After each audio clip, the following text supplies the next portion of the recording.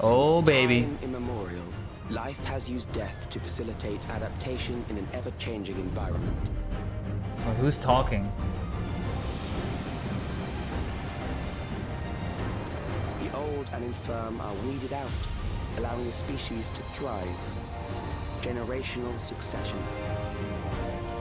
Look at everyone on their mounts. There are beasts ahead of you. They must have gotten in and made themselves at home. That dungeon? I'm detecting something. You'll have to deal with it to continue on. Oh, that looked... Wait, what is this? During the war, the people Oh, is that the maintain battle constant. content? That's the field Up to them. stuff. What the hell? Can you mount? Sphene. Sphene. Yeah, that's what... Yeah, this is the Sharni restoration stuff. Narrow the range of variables to avoid unnecessary trial and error. That is the most expeditious course of action. Yeah, that's sick. Will do. I like this. We have enough to proceed with an analysis. Epic dodge. Oh, Hildebrand. Whoa! There's the Arcadian. Who's she? She looks cool with the hoodie. Do you mean? We ask that all recipients equip their regulators and promptly complete device registration. Oh, that'll be interesting. Holy content. Ultimately, what you think is immaterial. For the seeds we've sown. Oh, that's the already trial. quickened. I will show you the soul of a royal knight. Yeah, this is cool. The people have glimpsed hope in transcending death, and they can ill turn away from it. Whoa, what is that? Oh, damn. Solution 9 just got shut down. Oh, this is the dance boss? It's a Vieira. That's a Lala boss.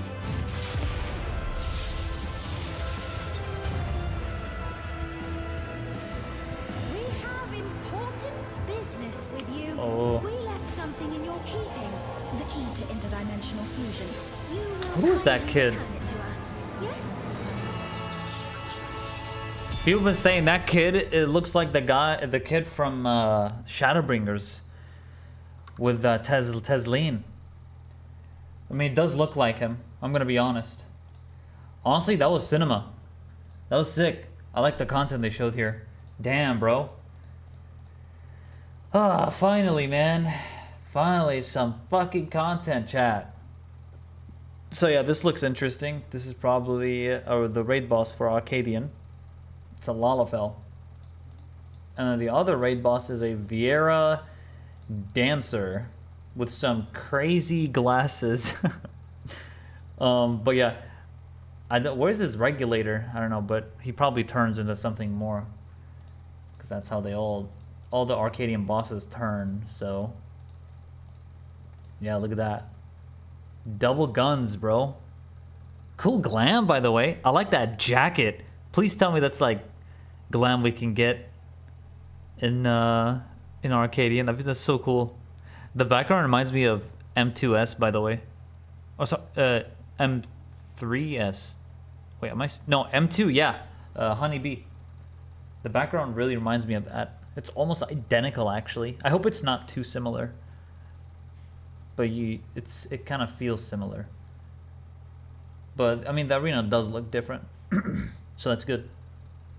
It should be different. This looks interesting. That was the field content I think they showed earlier. I think the story should be good. I think it's going to pick up now with the Asian, probably, and Sphene. This trial looks sick. I like the boss. I assume this is a story trial. I mean, it looks like a story trial. Or a Blue Quest trial. I don't know. But I think it looks good. Alright, W. You saw that? Cool. Awesome stuff. Release date will of course be the 25th of March as 25th March. Ah, man, why is the timing so bad? The timing is so bad. I mean, I only say that because Assassin's Creed Shadows comes out March 20. So I have 5 days to play AC Shadows until I know Life FF for like, and milk the entire FF14 content. But yeah, I mean, it is what it is. That's when it comes out. The Savage should come out April though, so I mean, we still have like a lot of time, you know what I mean? There's still like plenty of time. Which is good, which is good. What's up, Kinkami? What's up? What's up? Many people, including myself, predicted this will actually contain 24 hours of maintenance.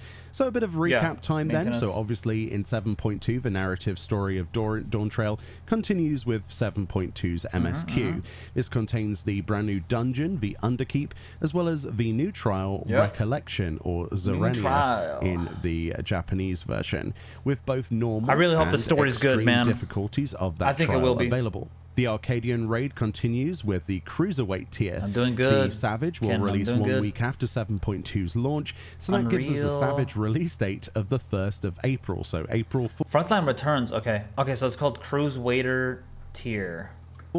Let's go into Savage. Savage 1 week after Crafting gear 7.2 will releases. release with 7.2 itself, so you can prep in time for Savage. Frontline Secure returns with various improvements. Savage 1 week after 7.2 release. So, okay. So we do have normal for like the first week on Tuesday. So on Tuesday, March 25, normal raids come out, along with the MSQ. They say Hell's Kier Unreal also comes out in this patch, and there's a new Corn Servant set of side quests if you like that little character. Yeah, I don't know what that PvE and rewards PvP will be for job the adjustments. Corn quest. Most of this information will be included in the patch notes to save time, so don't expect anything here. They're not going to talk about all that. that. Just as a general rule. But melee DPS apparently will be getting a DPS buff in PvE, and hold on, hold the fucking phone. We're getting a buff, boys. We're getting a buff, boys. Okay. I wonder what that's about. But it sounds good to me. DPS apparently will be getting a DPS buff in PvE. And Yoshi P says it might be more difficult to keep uptime. Yoshi P also says we tried so hard not to nerf DPS buff. Keep uptime is hard. In PvE. And Yoshi P says it might be more difficult to keep uptime. Yoshi P also says we tried so hard not to nerf Picto, but we have to, and we confirm Pictomancer will be nerfed in 7.2. So that finally, man, it took half a year for them to do this. There we go. There will be new role actions exclusive to large-scale PvP, with new Disciple of War and Magic crafted gear in 7.2. I hope it's a significant new nerf, support honestly. will be in 7.2 for the Sunken Temple of Khan dungeon, and there'll also be the Allegan... Like, nerf the frickin' hammer, nerf the Mog of the Ages, nerf... The damage is just too much, bro. It's just way too much damage. Mog of the Ages, the other thing... The big blast, like, it just does so much, man. There's so much 1,000 plus potency numbers. Tomes of Mathematics, replacing Heliometry as your top reward tome.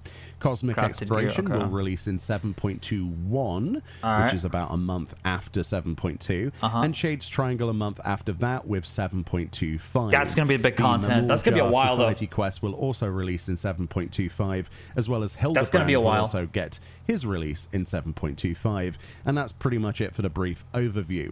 So the first dive into content is with the Arcadian Part 2, the Cruiserweight tier, with the first fight, then in-game footage. This fight is basically a disco, and this is your first floor. Apparently in Japanese, this character's name is Dancing Green. The edge of the room is death, as usual, and it looks pretty good. It's fucking dancing. Those spell effects from the actions the boss does are kind of like musical visualizations, showing your usual cleaves and timing to count how many times it cleaves this boss, a certain direction. Bro. It's pretty cool. So this is the new Honeybee Lovely, basically. Except this is the Vieira version, I guess you can say.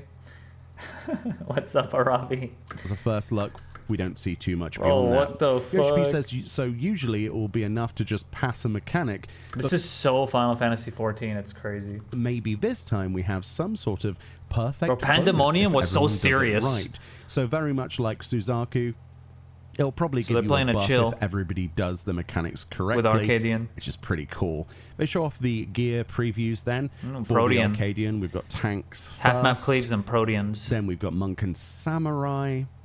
Then we've got aiming. Okay. Then we've got scouting. Okay, that actually looks sick. I like the jacket a lot. I think the jacket is good. The mask is cool. It reminds me of Metal Gear Rising, like a little bit. That's interesting style. I really like the top. The top is good. I'm not a fan of the bottom. The shoes are terrible, but the jacket is awesome. Yeah, I can definitely cook with this glam. I could make like a modern assassin ninja with that jacket. I could make a modern ninja. That'd be so badass. Yeah, Abyssos was still had the best glam, to be honest. I don't think we'll ever get the same unless they bring back the designer of that like, back for the newer tiers. Then we've got maiming. Then we've got healing. That's and then scythe, we've though. got casting. I'm personally not a fan of these on paper, but maybe they'll look better in the game. For PvP updates then, the role actions exclusive to large-scale PvP.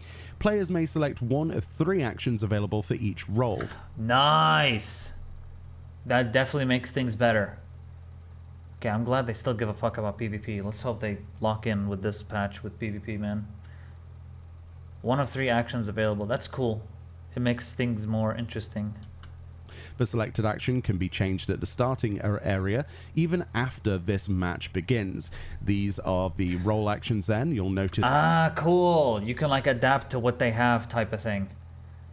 Melee DPS. Increase movement speed for 4 seconds. While granting immunity to various status effects and knockback draw-in effects. Stone Skin creates a barrier around self, and ooh, that's really good. Attacks all nearby enemies and increases their damage taken. Oh, hold on. So, I'm kind of confused. Like, as a melee DPS, can I select any of these? Or I have to select Swift? So you don't really have options then. If you have to pick that one. I guess it like so each role has their own thing. Yeah, it has to be that. For fizz range, reduce cast and recast time weapon skills. Okay, that's pretty good. Each role has 3. Oh, okay, they're just showing 1 here then. Okay. I like this melee one. Increase movement speed, granting immunity to various status effects. That's so good because being CC'd as a melee DPS is the worst feeling ever in PvP. It's so bad. Genuinely hate it. So this actually might be really good for me. I can actually use this before I Shikuchi on someone and full burst them and not have to worry about getting CC'd. I like this. Or I can pop Swift after I Shikuchi burst. This is actually good. This is a good, meaningful change. CC is so freaking OP, man, in Crystal Conflict. It is so overpowered. Like, it gets really annoying getting like chain CC'd, and if you don't have the cleanse, well, like then it's just over.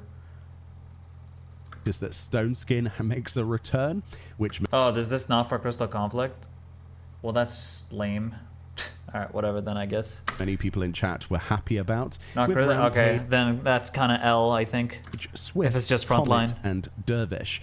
Improvements to the Borderlands Ruined Secure map itself then, the first slide. Up to 72 players can be divided into teams of 24, so 3 teams. Increase your team's tactical rating and be the first team to attain the designated score. Okay. Tactical rating can be increased in the following ways: occupying any of the 9 key locations, battling against Allagan weaponry, and defeating enemy players. In terms of occupying Joel's those 9 Joel's thanks so much for the 6 months, dude. I appreciate areas, a team can occupy a key location Thanks when for supporting they are the the creed, only dude. team in its vicinity for a short Much period love, dude. of time.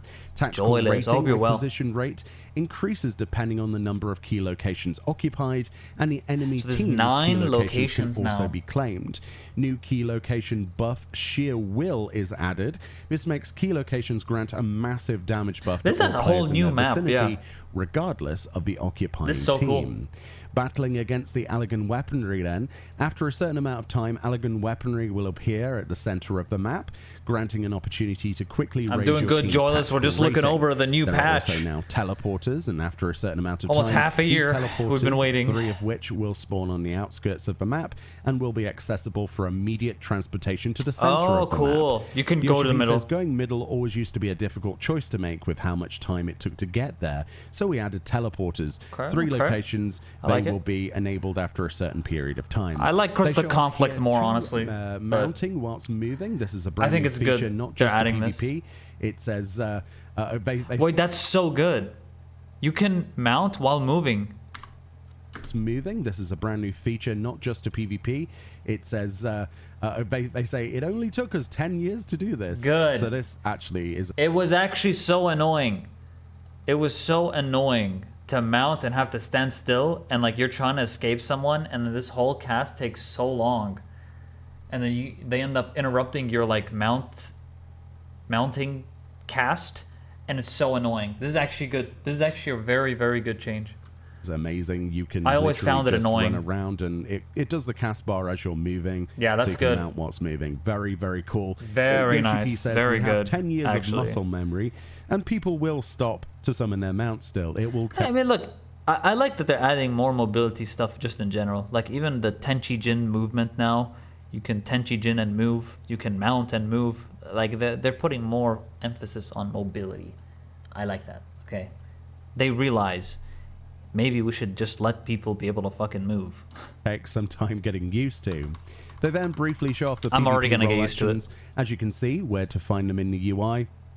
Yoshi P says you set this one PvP role action button to your hotbar, and depending on which one you select, the button will change. This then is a cast of Comet, which apparently cannot be interrupted once cast, so obviously you could die mid-cast of that to interrupt it, but that's the only way. That's like full dedication gear to cast. Then. This is the fending gear. This is the maiming gear. This is your samurai and monk gear. Your aiming gear. Your Viper here with scouting. Those look absolutely fucking terrible, I'm not gonna lie. That is like really bad glam. This one is alright, I guess, because the jacket, but these are quite bad. In gear, your Viper here with scouting. Yeah, it's really bad. That's really, really bad. Man, I need more like cool coats, man. Like, I want more coats. Yeah, I do play chess, Julius. Your healer. I'm quite bad at it, though. And your casting gear. Still, not a massive fan of that either, apart from maybe the fending gear set. is bad. But yeah, Cosmic Exploration. This is probably one of the worst tome gear glams I've seen. Like, damn. Even the previous patch one was better. Then let's dive into this. So how do you start this? You unlock this feature by completing the main scenario quest. FF9 reference glam? Oh, I see. Honestly, it's so bad. The Endwalker, that's all. You don't need Dawn Trail. This is accessible by Disciples of Hand and Land, level 10 and above. There will be a level adjust sync for any solo quest within. A separate inventory is given to you for Cosmic Exploration, so it doesn't clutter up your inventory. With the in-game footage then, this shows Yoshi P in a spacesuit on the moon, which is the first of many planets or bodies that we will be colonizing. There's a new UI similar to this Island glam. Sanctuary, and if you've done that, you will remember. For roleplay in the moon, I have streamed it. Yes, Jolis, I have. Remember this, it looks very similar. I've 1v1 viewers arrive here, with chess. there will be nothing It's for cinema. Yoshi P. He continues, what happens to Tails in the suit? They will be hidden. This is a response to people asking about Tails. Oh, okay. It has No tail. its own sprint called Cosmo Sprint, and this is actually a permanent sprint for the area that you can toggle on and off, which is quite handy. You get your own digital tablet, and these Cosmo I can level up missions my are botanist generally here. solo content that you can do. As you can see, there You are can level mining up here, I'm nodes pretty that are sure. required here for this particular Cosmo quest, and you can progress these like leave quests, so it's very Cosmic similar to that. mission. Then you turn in a quest on your tablet, get your rewards, and there you go. You don't have It's to a go good back thing to I base. have good You gear can turn it in wherever for you are. crafting. Yoshi says this is the most basic sort of And mission, gathering. and once you reach the gold rating in a mission, it will end. There are also emergency alerts. These are emergency missions. Yoshi P demonstrated this with a GM command. Alert. This is a meteor storm for the base. When the gauge at the top is filled, he says, which What's up, fills by Rizzy? everyone doing their missions, the emergency will end. Ooh. Each step will give rewards. Looks like but Endwalker extra with a- rewards at the end. Right, moving on to mecha operations. So the way this With how that works, looks. as you can see on the top of the screen there is a fate symbol on the mech as Damn, well. this is like and this deep. pops up occasionally. You can click on this tablet. There's a and lot. You can click to join. This puts you into a queue where you're randomly There's a selected queue? to be the mech pilot. There are mecha supporters and pilots. Cool. If you apply here to be a pilot, you'll need a ticket, and you can buy those with the moon credit currency. I see. If you don't get picked as a pilot, your ticket will be returned to you. Your chances of being picked rise the more you get unlucky That's to cool. fail through the I application. like the UI. So similar to the dual system in Bosja, basically. As you can see, Yoshi P is flying over in this cutscene to the area for the operation, and then Yoshi P switches over to the point of view of a supporter instead. Holy As you can see, the content. supporter runs around with this weapon and gathers rocks and brings them back to a camp area. Now we tab back to being the actual mech from the other point of view, and as you can see, Yoshi P shoots the crystals to harvest these materials, these crystals, and brings them back the same way. There's a big charged beam as well that fills up, similar to the Aetheromatic Auger, pretty chill if you remember gameplay. from the diadem, that collects lots of crystals all at once. There's a return button, much like in Island Sanctuary, that will take you back to the base probably gives you all, instantly. levels, And this so- is known as Cosmic Fortune, which is I have like to level the up my Koopa shit. Fortune system from the Ishgard restoration. This time around, instead of scratch-off tickets, this is a roulette wheel of prizes. There is new dies, Yoshi P mentions, new metallic dies. So one of which we see here is metallic cobalt green. That's what it's Cool. called. That's pretty exciting to see new die palettes. And there also Wonder if we could appears to sell be that on a the new market metallic board. red shown here as well. Very cool. Lots of new rewards here, as you can see here. Lots of minions, mounts, emotes, fashion accessories, whatever. You spin the wheel and get lucky or unlucky. Yoshi P got the jackpot item on his first spin, because of course he did. This is a coffer of glamour. They don't show this off, but it looks... He's flexing. Dude, I love Yoshi. He's like, yeah, I made this game. I make my own luck, bruh. I make my own new luck. die palettes, and there also Yoshi. appears to be a new metallic red shown here as well. Very cool. Lots of new rewards here, as you can so see good. here. Lots of minions, mounts, emotes, fashion accessories, whatever. You spin the wheel and get lucky or unlucky. I love the way he Yoshi flexed. P got the jackpot item on his first spin, because of course he did. This is a coffer of glamour. They don't show this off, but it looks to be interesting. Yoshi P says, we did a test drive before this stream and I didn't win anything. Why don't I have this luck during Mahjong, he says. You can see here there's mounts, emotes, dies, parasols, minions, and then Yoshi P proceeds on his next spin to win God, I love one Yoshi, of the man. mounts. This is most definitely rigged. Everyone jokes Actually in chat. rigged. It looks like a lot of fun and I can't wait to dive into that personally and collect all of those rewards to show off. Back then to the PowerPoint, currencies are earned from Rigged, the missions. rigged. Cosmo credits can be exchanged for various How is he that lucky? Holy shit. rewards, and the other currency, Luna Dude, credits, can be he used has to the purchase Yoshi P those buff. cosmic fortunes. This is a lottery system featuring That's various awesome. items, and they can also be exchanged for a ticket to join Mech Ops instead if you How don't does he do actually this? want to spin the wheel. Mech Ops are regularly occurring large-scale operations comprised of mech Seems like pilots fun. and ground support units. The two groups coordinate on missions to gather as many minerals as possible, as well as removing obstacles for the progression of the zone. Those who wish to pilot a mech must exchange Luna credits for a pilot application ticket, and up to 5 applicants can be randomly selected. Okay. There are, however, no limits to the number of people who can participate as a ground support, however. On occasion, unusual weather phenomena can occur this is literally during Bosja. what's caused a red alert. Players must band together to complete designated objectives within a limited amount of time. And Yoshi P says, as I said during the last live letter, we're on the moon during this patch. We'll be somewhere else in the next update. Okay.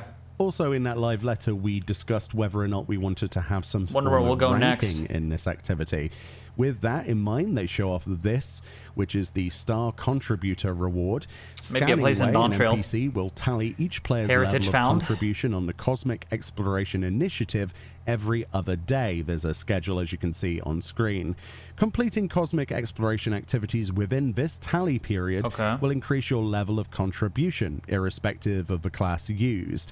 The player who contributed the most within a 24-hour tally period will be awarded with the status of Star Contributor immediately following that tally period. Then, for 14 days, the following will apply to that contributor. A hologram of the player in their current gear will be so much content here. Base camps. Their name will also be displayed on the bulletin board within those base camps, and they will be unable to receive another Star Contributor reward for another 14 days. So bear that in mind. It's a way of recognition that was missing sorely from the Ishgard restoration. Got it. Originally, they were going to do statues in there. They didn't do it. It turns out they're doing it here instead. It doesn't say that there's any titles or achievements associated with Star Contributor, so you don't have to be too crazy about it. Back in the game then, you can see this projected buff on our character here with the logo for Cosmic Exploration. You run so this fast. apparently is the effect that gets awarded to that Star Contributor for 14 days, so you'll be able to distinguish them from other people, and you can see a maximum of 7 people at one time considering that 14-day period. They show the hologram, as you can see here, with Yoshi P on that pedestal. You can interact with this to inspect the and you can see everyone's valued players. Cool. This also allows for the person who is the MVP to change your hologram's pose, for example. Yoshi P and Foxconn actually say here, remember that you can actually choose to do this content from level 10 onwards for leveling, so there's a good chance that some low-level characters could be on these plemps as well as somebody who's level 100, for example. Good. On to relics for gatherers and crafters then. These are known as the Cosmic Tools. This is a new relic series. Players can earn the Cosmic Tools immediately from the start of Cosmic Exploration. This quest will become available when you load in there. Even when not equipped, players can enhance these tools, increasing their item level by simply progressing through various missions. So this is a lot different than previous tools. A lot simpler, maybe? It depends how much EXP you get per mission, I guess. As the worlds then in Cosmic Exploration change, the development of a star progresses separately by world.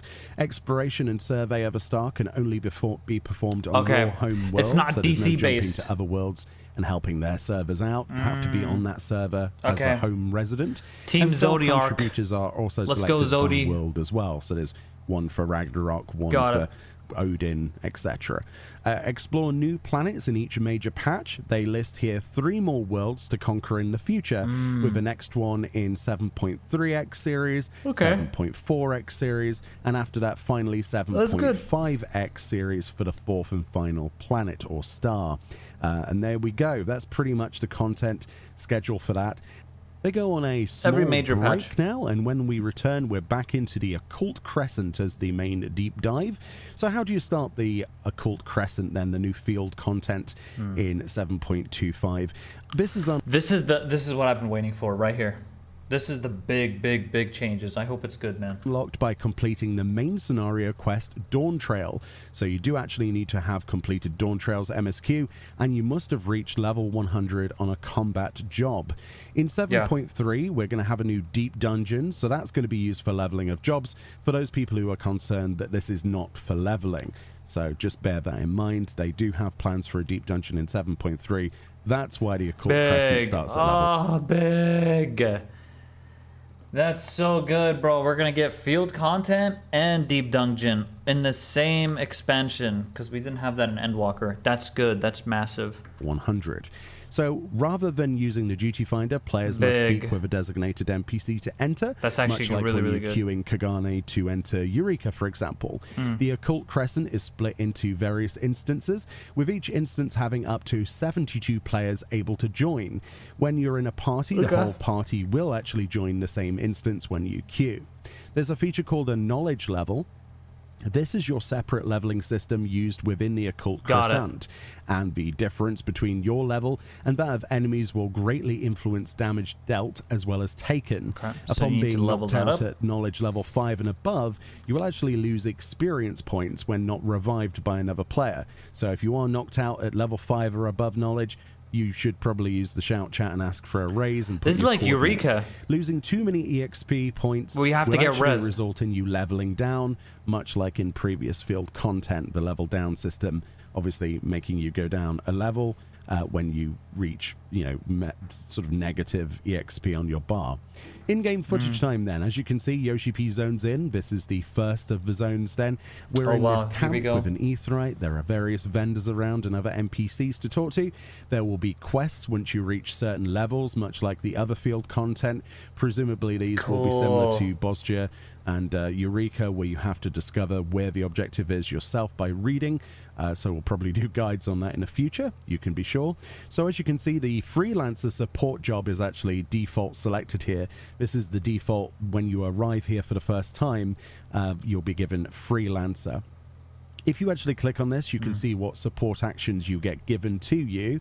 And if you click another button here, you can select from the other support jobs. Phantom Bard, for example, here. This is going to be the most interesting thing, is the phantom stuff. Like, I wonder how many different combinations there are. I want to try as much as I can with Ninja. I don't exactly know how it works, but from my understanding, you combine two jobs and they become one. Phantom Knight, Phantom Monk, and Phantom Time Mage. There will be 12 support jobs, Yoshi P says. The first quest will unlock 3 of them. The rest will be unlocked through the exploration and progression of the occult crescent. Each one, as you can see, has its own independent levels. So if you level up Time Mage, it doesn't level up Phantom Knight. You have to do each of those, obviously, all of them to get all of them leveled up. So bear that in mind. So the idea is pick what you want and level them up anyway. You want them all leveled up. I'll just pick the most ninja one. They all have their own skills as well. Yoshi P switches to Time Mage for this demonstration. This changed the support actions available. There are, in addition to your regular job abilities on a separate bar, they're given this, it's kind of like your own rotatable button on screen. This was to actually prevent button bloat for your regular bars, for console players, etc. But you can still, of course, drag these onto your bars default if you want to instead, so you're not forced to use this rotatable bar, but obviously this is to prevent you having to find space on your bars, which is nice. I get that. Yoshi P ventures out into the field then, and there's the map, which is pretty big. You can see there are various fates on the map. It is massive. Damn, dude, this is gonna be such fucking cinema. Like, the borders are literally here, so it would be like this, and up to here. Bro, this is gonna be so good. Look how many aetherytes there are. Ah, man, this is gonna be fun. As well as critical engagements, they make a return. This zone is about the same size as you would expect maybe to find in Eureka Hydatos, something like that. There are 4 aetherytes for easy travel around the map. And the slight difference here is that you can use all of these aetherytes at level 1. If you go over to them and sneak past monsters and don't die, you can unlock those immediately by touching them at the start of the content. This is actually to prevent you being behind your groups if you're chaining together fates or, notorious monsters, that sort of thing, critical engagements, so that you're not left behind when someone else teleports to the other side and starts a fate. This is obviously a departure from Eureka, where you had to reach certain levels. I like that more. They've realized that was a bit annoying, so they've made it more accessible this way. Yoshi P fights a lion here just to show basic combat, and then they show a critical encounter that spawns. This big blue circle appeared both on the map and in the game. You actually need to stand on this pulsing circle, and then the encounter will start with everyone who was stood there after a set. And if you're outside of it, it doesn't put you in. This is also a good place, they say, to form parties for it if you wish to. And as you can see, it teleported him inside when the timer ran out into the critical encounter itself. As you can see, Yoshi P has some abilities. So in Bosgia, people would type in chat and then you invite them. But basically here, you have to stand in that blue zone, and then you can, like, I guess you can, like, 8 people stand here, 8 people stand here, 8 people stand here, and, like, you run over to them and they're like, hey, can I have an invite? And it would be nice if they have chat box as well when you talk. Are they going to add that in 7.2? Does anyone know? Like, they really need to add that, man. I know they've been talking about chat box showing up when you talk at some point, but like, no, like they're still not going to add it. Why, though? They kept like talking about it, didn't they? I feel like it's useful here, you know? Because you can walk up to them and like they know who's talking. And then you just click on them and invite them. Like, it seems good. Oh, what did he say? He just ignored it? Oh. Guess it's not ready yet? There's no way he can solo this in his current form as a Black Mage Time Mage, so he dies getting royally stomped on here. They say they have a lot of these boss encounters prepared, and some of them they say are quite difficult, so I'm looking forward to that. Depending on the support jobs, some effects apply to all of your party members they mention, so there will always be a variety of ways to use them, so much like the Logos actions, etc. It'll be a bit of a tactical decision of what job you choose, what phantom job, support job, and what abilities are used. And obviously you unlock more of those, the higher level you get those support jobs. Got it. The Crescent Isle note feature is very much like field instance notes from Bozja, and you will be able to fill them all in like with previous content. Presumably with a mount reward for doing them all again, like in Bozja, so I guess that's going to be another mount guide we do. Back to the PowerPoint then, battles on the Occult Crescent. The higher a fiend's knowledge level is above yours, the harder it will be to defeat, but the rewards will be all the greater for the challenge. So the EXP chains make a return for the bonuses. Defeating high rank enemies with this symbol, so like a whirlwind on its head, as you can see here, in quick succession will initiate an EXP chain, granting increased rewards. They say you can form a party to quickly defeat enemies to get more of these EXP chains and level efficiently. So there's also the knowledge level sync. If all members of a party are within 3 knowledge levels of each other, the party will be designated a balanced party, eligible for those EXP gains and chains. If a member is 4 or more levels apart, players may use a sync button,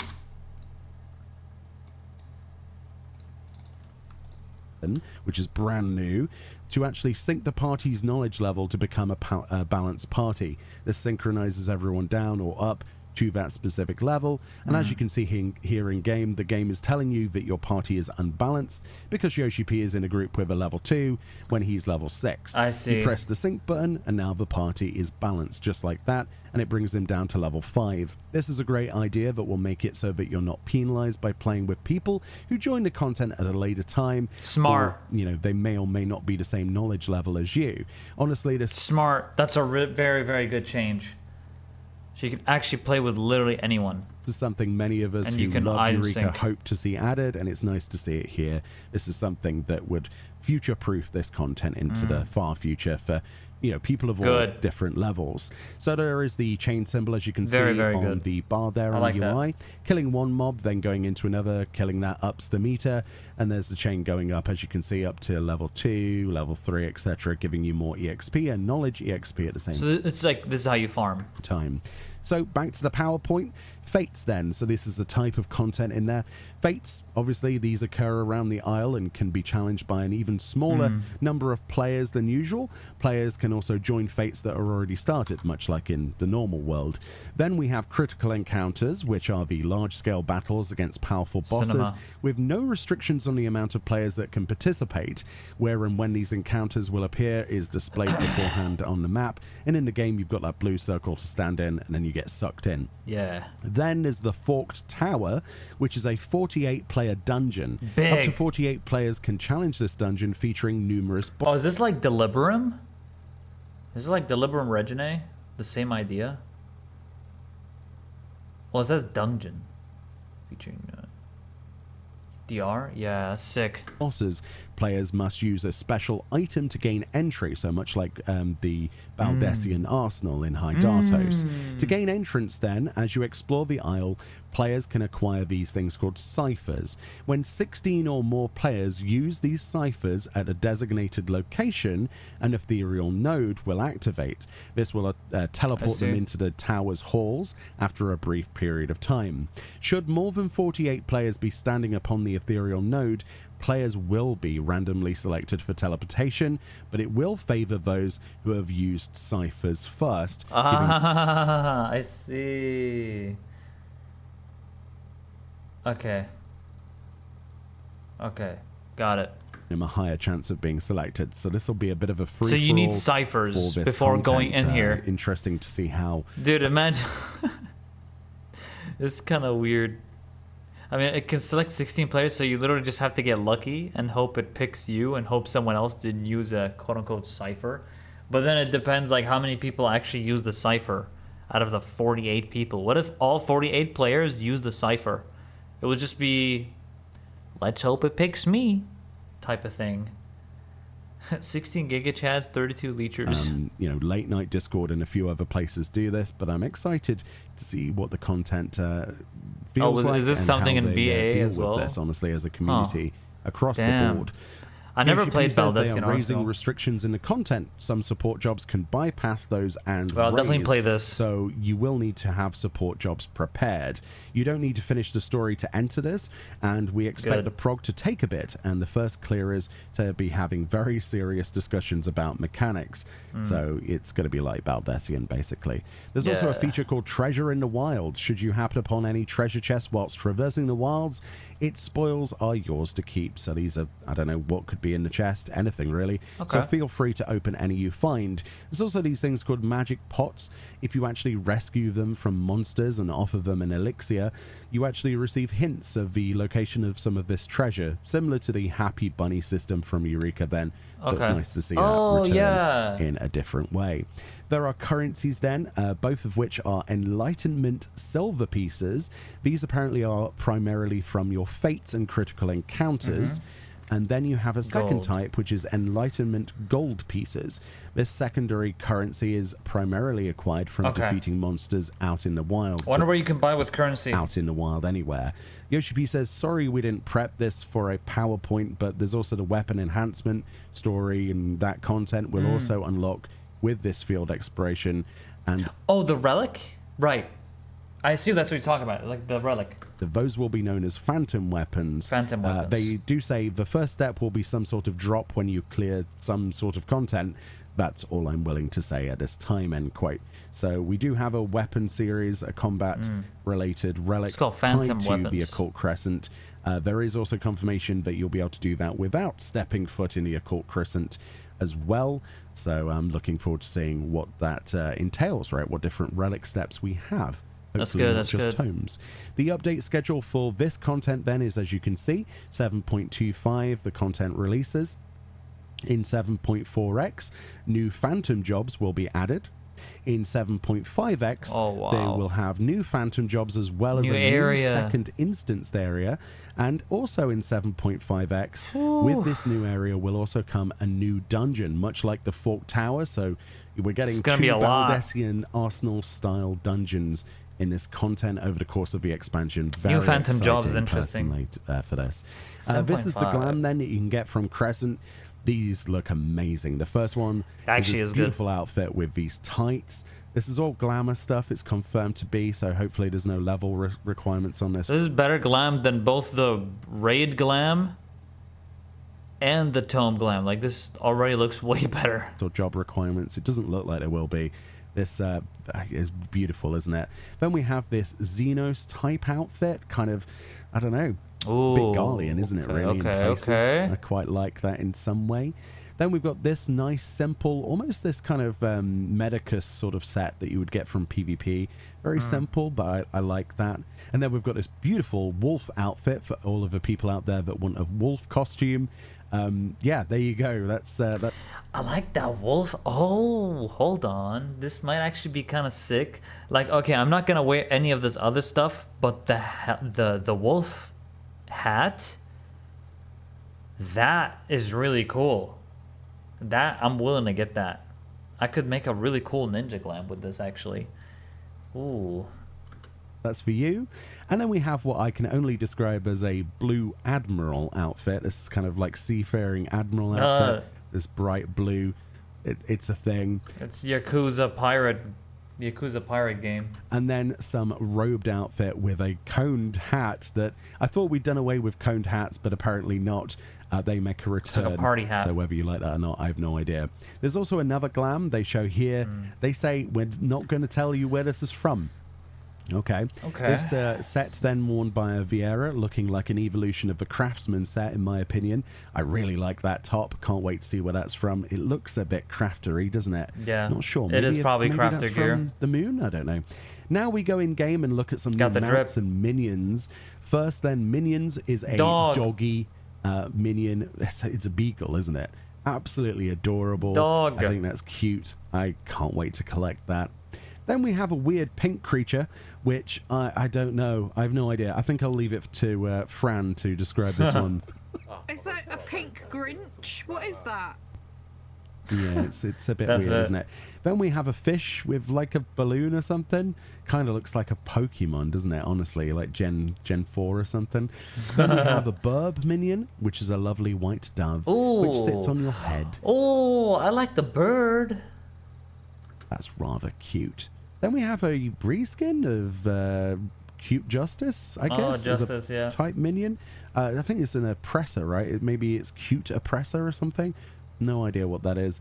And then a robot Scoopy Boy, which is clearly from the Cosmic Exploration. If you saw the trailer, there's something full size that looks like this. The like bird one's definitely the best one. And out of all these, that's the and the dog version. Now onto mounts. Then this is where it gets really interesting. We've got a demon brick mount. You poke your little legs out the bottom and have a demon face. You become one with the brick. This is likely from the Forked Tower, as we saw in the trailer. A boss that was a giant red demon wall. It's pretty much the same thing. What a weird mount. We need that in our lives immediately. And then, to everyone's surprise, they actually introduced the car from Solution 9. You might have remembered that low-resolution, low-poly car on a turntable. It's finally in the game, and it looks a lot better than it does in Solution 9. It looks incredible, in fact. What the hell? This is sick. When it takes off, it transforms. It's like something from Back to the Future.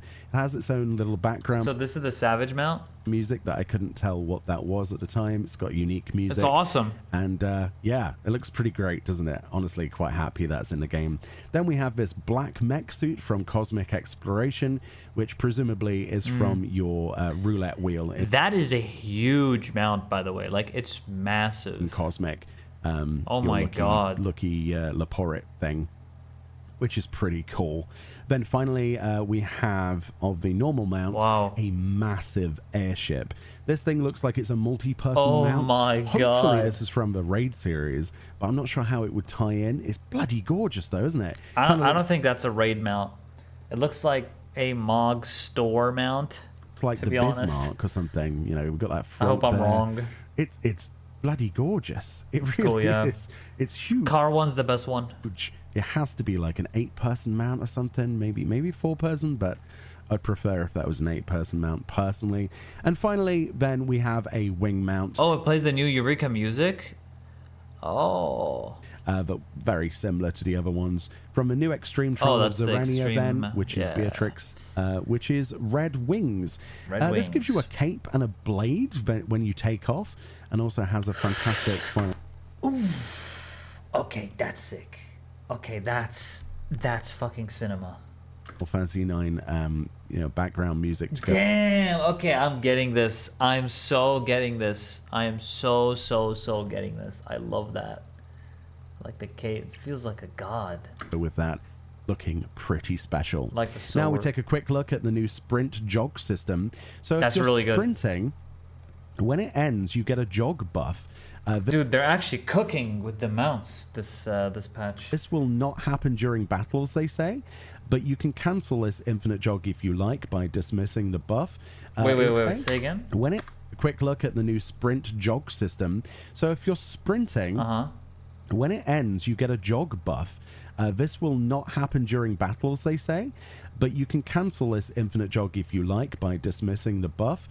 It will also remove itself when you enter a combat situation, but there are no confirmations if this happens only in certain areas, because they were in an open area of the world near the Society Quest area here, and the jog buff didn't disappear. It was just there.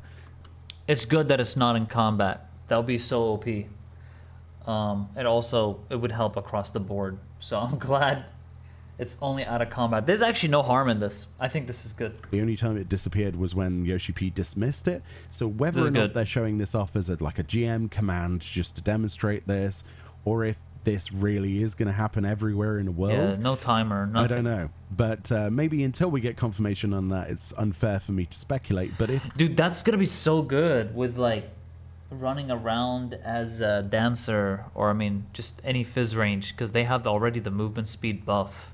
That is usable anywhere. That is a huge change to the game. They're going to be fast. Moly. Much like the mounting whilst moving. That's good. Very cool. And you notice this patch, they're really focusing on mobility. Like, you can mount while moving. You have more speed. You can jog after you sprint. Like, they're adding a lot of good quality of life changes. The only quality of life change they haven't added yet is the chat box, which for some reason is still not in the game, even though they talked about it. And here is then the patch schedule for 7.2. So the 25th of March is 7.2's release. Then the April the 1st release date of Savage.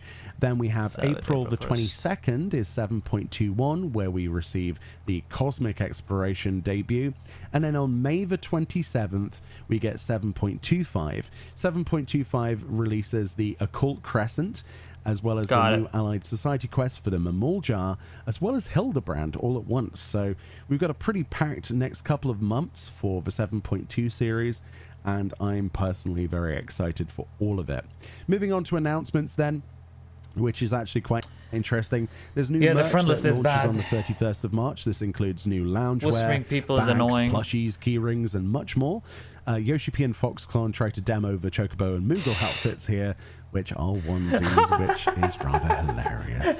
There are also headbands for Spriggan, Fat Cat, and we saw Chocobo as well. Maybe there's a Moogle one somewhere. But very cool stuff.